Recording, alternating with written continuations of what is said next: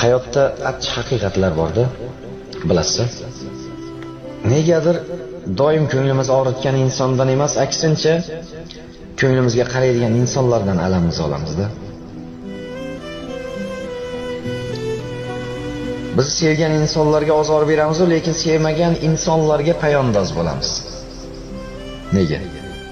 Yaxshi ko'rgan yaqinlarimizga, kasal birodarlarimizga vaqtimiz yo'q, lekin yetti yot begona insonlar bilan oshga har doim vaqt topamiz.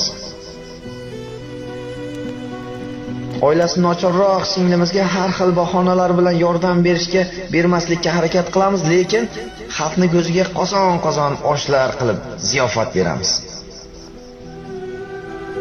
Ota-onamizni haftada bir bora ko'rib kelishga fursat yo'q, lekin ammo ulfatlar bilan o'tirishga har doim vaqt topamiz. Nega?